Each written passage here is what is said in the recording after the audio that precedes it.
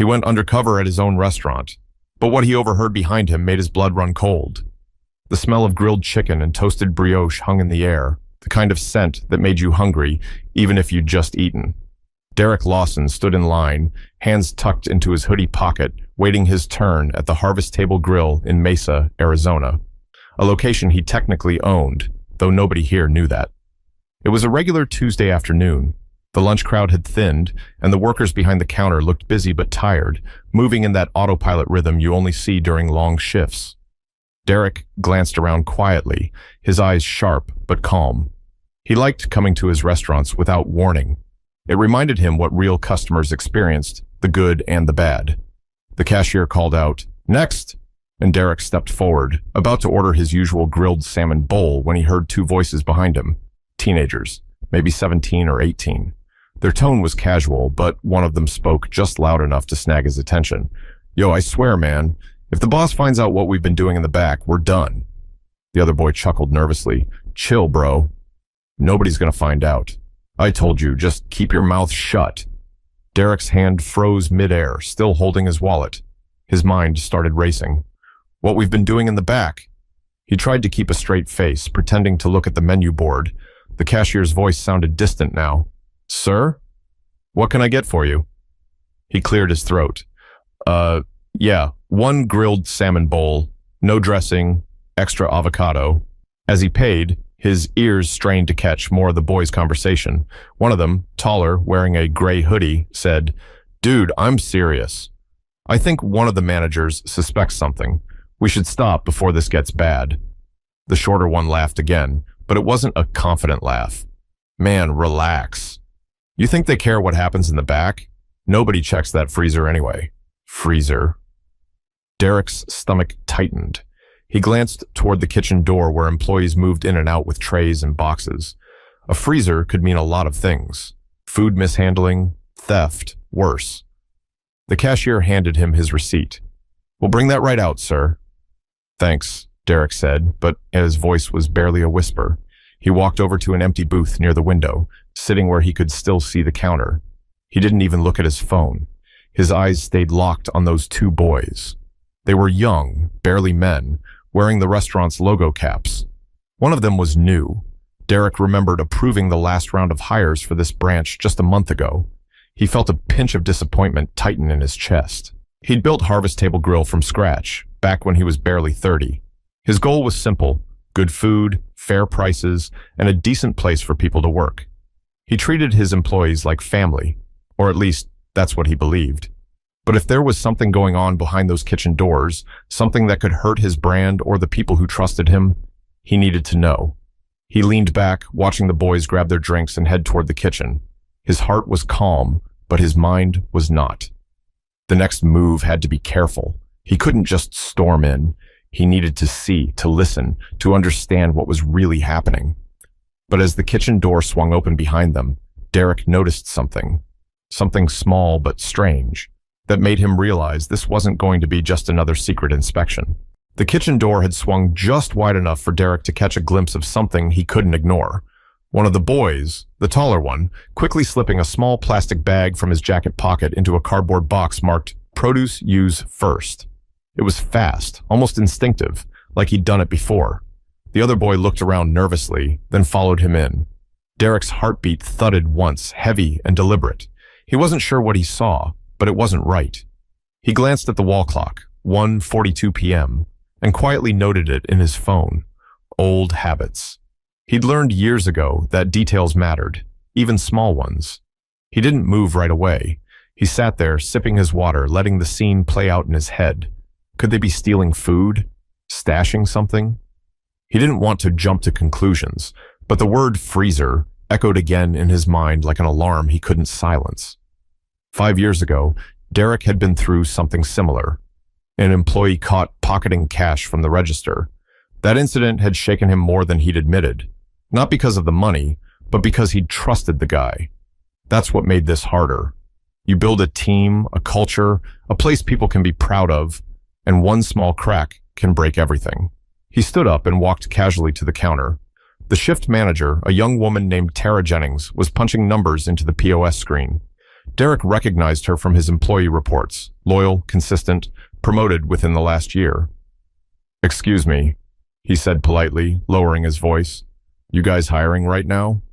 Tara smiled, brushing a loose strand of hair from her face. "Always, especially for weekends. You looking for part-time?" "Something like that," Derek said, playing along. "Just moved back to town. Figured I'd pick up some work while I get settled." She nodded. "Cool. You can fill out an application online or just drop one off here. Manager usually checks them on Mondays." "Appreciate it," he said. "By the way, that kid with the gray hoodie, he's new, right?" Tara glanced toward the kitchen. "Yeah, that's Ryan Soto. Started 2 weeks ago. His friend's name's Jaden Bell. They go to Desert Ridge High, same shift after class. Why, is something wrong?" Derek smiled faintly. "Nah, just curious. Reminds me of my nephew. Always goofing around." Tara laughed. "Yeah, they're good kids, just need some discipline. Teenagers, you know?" "Yeah," Derek murmured. "I know." He thanked her and walked back to his seat. His salmon bowl had arrived, warm and perfectly plated, but the food might as well have been cardboard. He pushed it around with his fork, eyes drifting to the kitchen door again. He thought about his late father, a man who worked 30 years in a steel plant, never missing a shift. Derek had built Harvest Table to honor that kind of work ethic, the kind that believed in doing right, even when nobody was watching. But lately, success had changed things. More stores meant more people. More people meant more risk. He wasn't angry, at least not yet. He was disappointed, and curiosity was starting to morph into something heavier. He waited until Tara got busy again before slipping quietly out of the dining area.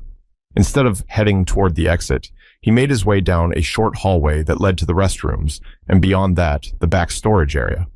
He knew this layout well. He'd designed it himself.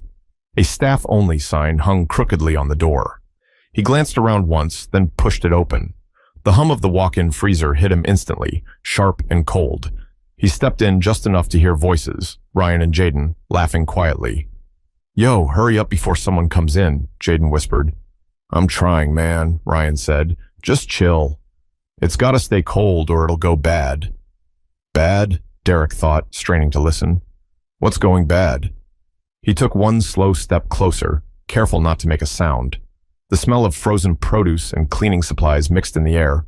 Then he heard a noise, a small clink, like glass hitting metal. Ryan's voice came again, lower this time. "All right, last one. After this, we're done." But Derek didn't have to wonder anymore what they were hiding. The moment he saw what was inside that box, every assumption he had about his employees and about his restaurant was about to change. Derek's breath caught for half a second as he leaned just enough to see through the small gap between the stacked boxes. Inside the open produce box, wedged between bags of lettuce and tomatoes, were several tiny glass vials, each one filled with a pale yellow liquid. Ryan held one in his hand, shaking it slightly before placing it into a plastic bag. Jaden whispered, "You sure it's fine keeping them here?" Ryan shrugged. "Dude, it's the safest spot. No one checks the produce deliveries till closing. You want to get caught carrying this stuff around?" Jaden frowned. "I just don't get why you need all this anyway." Ryan didn't answer right away. He sealed the bag and tucked it back into the box. "It's not for me, all right? Just helping someone out. And it's not what you think." Derek's pulse thudded. He didn't want to jump to conclusions, but vials hidden in a freezer? Helping someone out wasn't an excuse that fit. His first thought went to drugs, then steroids, maybe even stolen medical supplies. Either way, this wasn't small. He backed up silently and turned to leave, but his shoe squeaked slightly against the tile. Both boys spun around. Ryan's eyes widened. "Hey, who's that?" For a split second, Derek froze in place. Then he did what any smart undercover boss would do.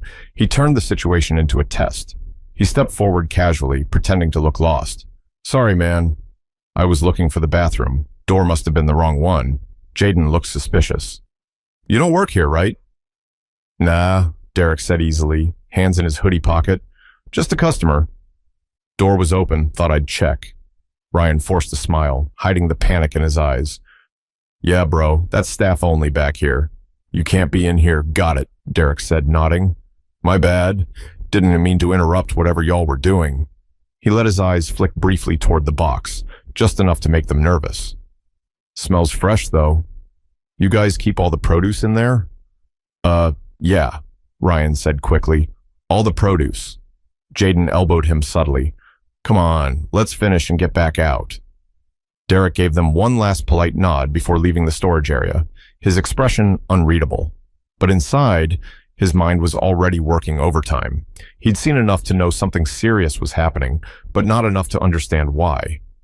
He returned to the dining area, grabbed his untouched food, and sat near the window again, pretending to scroll his phone while watching the kitchen door. A few minutes later, Ryan and Jaden walked out, trying to act normal. But Derek caught the look on Ryan's face, guilt mixed with fear. He knew that look. He'd seen it years ago when one of his line cooks got caught stealing ingredients to sell at a farmer's market. That time, Derek had given the man a second chance, believing people could change. It was one of his proudest moments, until that same employee was caught again a month later. Derek didn't want to make that mistake twice, but he also knew there were always two sides to a story. He waited until the boys went back to taking orders at the register before approaching them casually. Hey, he said She said with a friendly smile. You the new guys? Jaden straightened. Yeah, just started a few weeks ago. That's cool, Derek said, setting down his tray. How's the job treating you? Ryan hesitated. It's fine. Busy Derek chuckled softly. Yeah, looks like it. You ever get used to the pace, or is it chaos every day? Ryan gave a nervous laugh, but it didn't reach his eyes. Depends on the manager. Tara, the shift lead, looked over from the register. You guys okay over there? All good, Derek said smoothly. Just chatting. I used to work food service too. Then you know how crazy it gets, Jaden said, relaxing a bit. Oh, I do, Derek replied, watching him closely. And I also know when people are trying to juggle more than just work. Jaden's smile faltered. What do you mean? Nothing bad, Derek said casually. Just, you two look like you've got a lot on your minds. Ryan swallowed hard. Nah, man. We're just trying to make it through the shift. Fair enough, Derek said with a nod. Well, if you ever need to talk about something, sometimes it helps to just be honest with the right person. He left it at that, picking up his tray and walking toward the exit. But as soon as he stepped outside, he didn't head to his car. Instead, he took out his phone, opened the employee directory, and made a note to call the store's district manager later that evening. Something wasn't right, and he needed to handle this carefully. He wasn't sure if those boys were the villains or the victims. But when Derek decided to dig deeper after hours, what he found behind the restaurant's back door made him realize this problem reached far beyond two scared teenagers. By the time evening rolled around, the sun had dipped low over Mesa, painting the storefronts along the strip mall in soft orange light. The dinner rush was beginning, and Harvest Table Grill had that steady rhythm of orders being shouted, trays sliding, and laughter from tables. Derek parked his black Ford Fusion 2 lots down, watching from a distance. He'd changed into a delivery shirt and cap he'd picked up from a friend who managed one of the Phoenix locations. The plan wasn't glamorous. It was practical. He wanted to blend in, not be recognized. He waited until about 7:15, when the inside had thinned out again, then grabbed a clipboard and a small box to look official. He walked in through the side door where suppliers usually entered, nodding at the dishwasher who was stepping out to take a smoke break. Yo, you got tonight's order? The dishwasher asked. Yeah, Derek said, keeping his tone relaxed. Just dropping some stock from Central. The guy shrugged and went outside. Perfect. Derek slipped deeper into the back area. The smell hit him first. Not food, but something chemical, sharp. Not bleach exactly, but close. He looked around. The freezer door was cracked open, light spilling onto the floor. He pulled it wider and stepped in. There it was again, the same produce box he'd seen earlier. But now, half the contents were gone. He crouched and opened another identical box beside it. Inside were empty trays, crumpled gloves, and small broken glass pieces stuck to a sticky amber-colored residue. He carefully pulled one out using a napkin. A vial label was still half intact, printed on it in faint blue letters. Insulin. Prescription only. Derek's chest tightened. He'd seen those labels before. His late mother had been diabetic. He remembered the way she used to ration her insulin when she couldn't afford refills. It nearly killed her one winter before his business took off. So what was insulin doing hidden in his restaurant freezer? He heard footsteps behind him. Hey, what are you doing in here? Tara's voice was firm. He turned, heart pounding, but his expression stayed calm. I'm from Central Supply, he lied. Just checking on inventory records. She crossed her arms. There's no Central Supply visit scheduled tonight. I checked the board myself. Derek sighed quietly. The lie wasn't going to hold long. You're right, he said finally. I'm not from Supply. Tara's eyes narrowed. Then who are you? He reached up and took off the cap. Derek Lawson, owner. The silence between them was thick. Her mouth fell slightly open. Wait, the Derek Lawson? As in... Yeah, he said, cutting her off gently. The one who signs your paychecks. She blinked hard, looking around the freezer as if seeing it for the first time. Sir, I had no idea you were coming. What's going on? What are you doing back here? I was about to ask you the same thing, he said quietly, showing her the vial. Do you know what this is? Her eyes widened. Oh my God. Where did that come from? You tell me. Tara looked panicked now, shaking her head. I swear I didn't know anything about this. The boys, Ryan and Jaden, they handled the closing deliveries for the back. They said some of the produce comes with temperature-controlled samples. I thought it was some vendor program. Derek frowned. Samples? For insulin? She looked sick. I didn't look too close. They seemed honest. I'm sorry, sir. I should have checked. Derek exhaled slowly, setting the vial on a shelf. You might have just saved this place by being honest with me now. Just then, the back door creaked open again, and Ryan stepped in, backpack slung over his shoulder, frozen mid-step when he saw both of them there. His face went pale. Mr. Lawson? Tara turned toward him, stunned. You knew? Ryan's mouth opened, but no sound came out. His hand tightened on the strap of his backpack. Don't lie to me, Derek said calmly. Tell me what's going on. Ryan's eyes darted between them. Then he let the bag slide off his shoulder and onto the floor. It's not what you think, he said quietly. Please, just listen. But before Derek could ask another question, the back door slammed again, and this time Jaden ran in, out of breath, shouting something that made Derek's blood run cold. Ryan! The cops are outside, Jaden's voice cracked as he stumbled in, gasping for air. His eyes went wide when he saw Derek standing there without the delivery cap. Wait, oh no, he's the boss? Ryan didn't answer. His shoulders slumped. Yeah, he muttered. Tara looked from one to the other, trying to piece things together. Why are the police here? Jaden ran a hand through his hair. I don't know. Some guy called it in. Said we had drugs back here. They're parked right out front. Derek stepped closer. His tone was calm, but there was authority in it now. Nobody's leaving until you tell me what's in those vials. Ryan's eyes welled with tears he tried to hide. It's not drugs, he said quietly. It's insulin. We know that, Derek said, folding his arms. What I don't know is why you're storing prescription insulin in my restaurant freezer. Ryan took a deep breath, his voice shaking. Because my little sister needs it. She's 8. My mom lost her insurance after her job cut hours. The pharmacy won't give refills without full payment.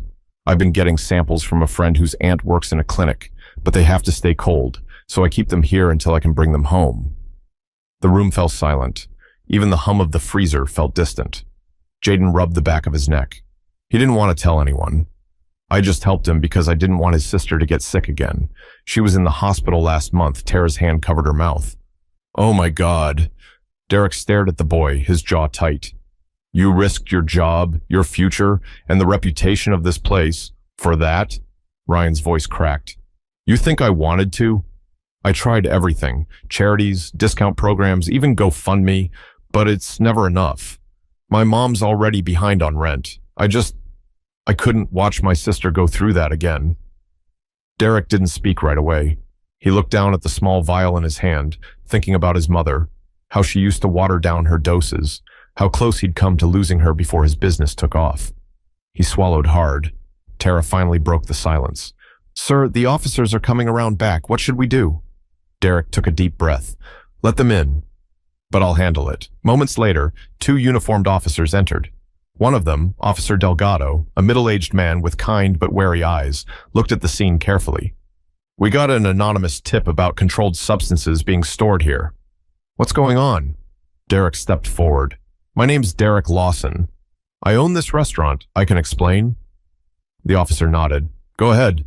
Derek held up the vial. It's insulin. Belongs to one of my employees. There's been a misunderstanding, but it's not criminal activity. Delgado studied him. We'll still need to take a report, sir. These are regulated medications. Of course, Derek said, but no one here is distributing anything. This boy was just trying to keep his sister alive. Delgado's eyes softened. He turned to Ryan. That true? Ryan nodded quickly. Yes, sir. Delgado sighed, then spoke gently. Son, I get it. My own brother used to ration insulin before he got on a program, but you can't keep it like this. It's dangerous and illegal without documentation. You could have been arrested. I know, Ryan said quietly. I'm sorry. Derek looked at the officer. Can I handle the disciplinary side here? I'll make sure he gets the help he needs. Delgado paused, then nodded. If you're taking responsibility, we can file it as a warning and move on. But don't let this happen again. I won't, Derek said firmly. The officers left, and the silence that followed was heavy, but calmer now. Ryan wiped his face with his sleeve, and Jaden stood beside him, unsure what to say. Derek took a slow breath.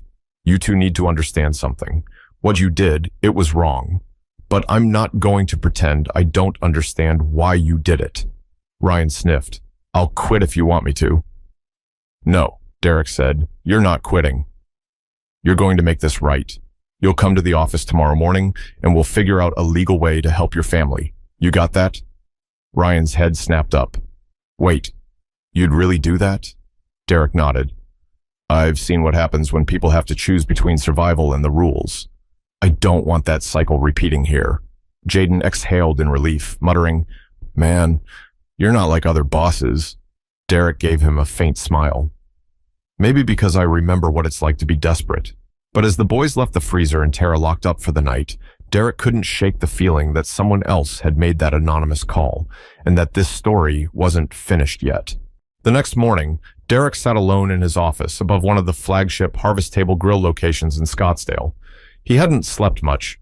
His mind replayed everything from the night before, the vials, Ryan's trembling voice, the look on the officer's face. He'd always believed in second chances, but this situation had layers he couldn't ignore. It wasn't just about one boy hiding insulin. Someone called the cops. Someone knew about the freezer and wanted to expose it. He sipped his black coffee, staring at the security feed from the Mesa location on his laptop. The live footage showed employees setting up for the morning shift. Tara was already there, calm but moving slower than usual. Guilt did that to people. He respected her honesty, but part of him still wondered. How long had she really known something was off? A knock on the door snapped him back. Come in. Ryan stepped in quietly, wearing a clean uniform and holding his cap nervously in both hands. Jaden followed a step behind, eyes fixed on the floor. Morning, Derek said. His tone was steady, not cold. Sit down. They did. The silence lingered for a moment before Ryan finally spoke. Sir, I just wanted to say thank you for not firing me. Derek nodded slowly. You don't need to thank me yet. We're not done, Ryan swallowed. I know. Derek leaned back in his chair. I made some calls last night. There's a clinic in Chandler that partners with local businesses for employee healthcare coverage. I can put you and your mom on that list if you're willing to keep working and stay clean about this. Ryan's eyes widened. You'd really do that? Yes, Derek said, but I'm doing it because you told me the truth. That matters, Jaden spoke up quietly. I'm sorry too. I just didn't want him to get in trouble. I know, Derek said, and I believe you. But you boys need to understand that when you hide something like that, it doesn't just risk your job. It risks everyone's. You get one shot to fix it. They both nodded. Derek sighed, pinching the bridge of his nose. Now, I've got another question. You said nobody else knew about the insulin, right? Ryan hesitated. Right. Derek's gaze sharpened. Then how did the police know? Someone called it in. That's not a coincidence. The boys exchanged a nervous glance. Jaden finally said, I think it was Logan. Who's Logan? Derek asked. The night shift cook, Ryan explained. He saw me go into the freezer a few times. I told him I was organizing boxes for Tara, but I guess he didn't buy it. He's been mad at me since Tara gave me more hours than him. Derek's jaw tightened. So he called the cops thinking he'd catch you doing something illegal? Ryan nodded. Yeah, he's the kind of guy who likes to make trouble when he's bored. That name rang a bell. Logan Perry. Derek remembered him from the HR notes. 3 write-ups in 6 months. Poor attitude, great cook. The kind of employee who did just enough to stay off the termination list. Derek stood up. All right, you two stay put. I'll handle Logan. He drove straight to the Mesa restaurant. Logan was already on shift, flipping burgers and pretending not to see Derek walk in. But everyone else noticed. Conversation stopped mid-sentence. Logan, Derek said, stepping behind the counter, we need to talk. Logan smirked. Didn't think I'd see you here again so soon, boss. I heard you made a call yesterday, Derek said flatly. Logan shrugged. Yeah, someone needed to. Thought I was helping. Didn't realize it was just your little charity case. The sarcasm in his voice set Derek off in a way few things could. Charity case? That kid's sister could have died without that medication. Not my problem, Logan said, flipping a patty. You can't have people hiding stuff in freezers. Makes us all look bad. That's funny, Derek shot back, because what really makes us look bad is having employees who think tattling is the same as leadership. Logan turned, face twisted. So what? You're gonna fire me for following the rules?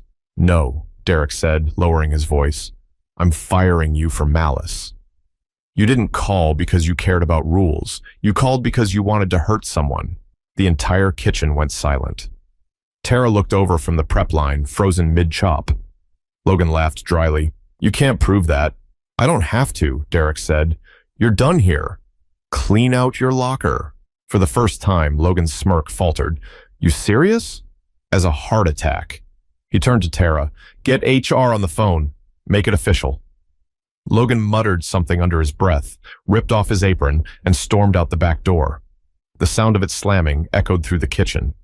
The moment he was gone, the tension broke. Employees went back to work quietly. Derek stood there for a long moment, rubbing his temple. He wasn't angry anymore, just tired, disappointed. The kind of exhaustion that came from trying to fix a system that never stopped breaking. Tara approached him carefully. You did the right thing, she said softly. Maybe, Derek replied, but the right thing doesn't always feel good. But later that night, when he visited Ryan's home to check on his family, Derek realized that this story, painful as it was about more than work or business. It was about what people are forced to do when the world stops giving them options. It was just after 7 that evening when Derek parked outside the worn-down apartment complex on East Main Street. The air was still warm, the kind that hung heavy after a long Arizona day. The buildings were quiet except for the distant sound of a TV somewhere inside and a couple of kids playing with chalk near the sidewalk. He checked the address twice before knocking on the door marked 3B. It took a few seconds before it opened. A tired-looking woman in her late 30s appeared, her hair pulled back in a bun, eyes weary but kind. Mrs. Soto? Derek asked. Yes, she said, cautious. Can I help you? He gave her a small smile. I'm Derek Lawson. Your son Ryan works for me. Her face changed instantly, eyes widening. Oh my goodness, Mr. Lawson. I'm so sorry if he did something wrong. Please don't fire him. He told me what happened, and I swear... Ma'am, Derek interrupted gently, raising a hand. You don't need to apologize. I'm not here to punish him. I just wanted to check in, and maybe talk about helping. She blinked, unsure if she heard that right. Helping? Yes, ma'am. Ryan told me about your daughter. At that, her eyes softened, but filled with tears, she tried to hold back. Her name's Elena. She's been struggling since they cut her coverage. The insulin costs almost $500 a month now.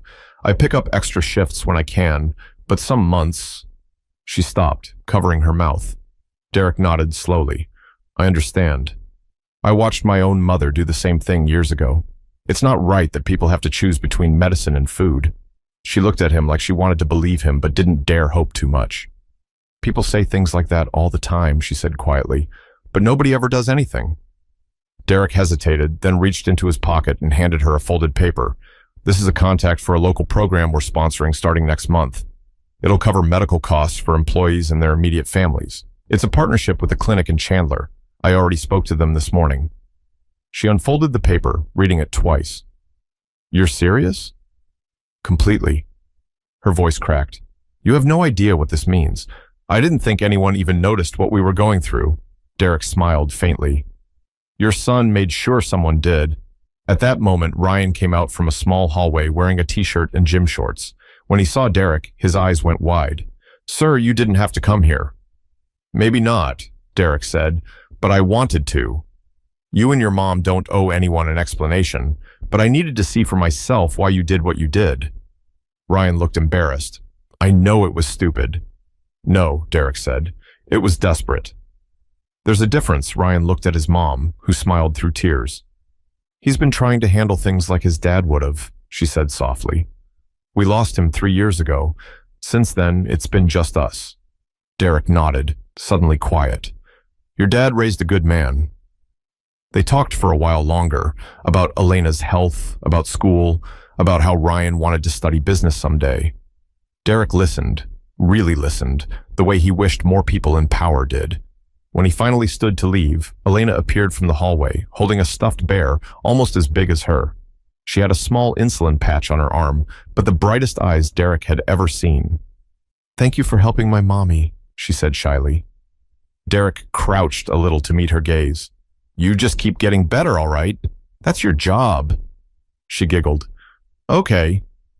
Outside, the streetlights flickered to life as he walked to his car. He sat there for a long moment before turning the key. Something about that small apartment and that little girl's voice stayed with him. He'd started Harvest Table Grill to build a business.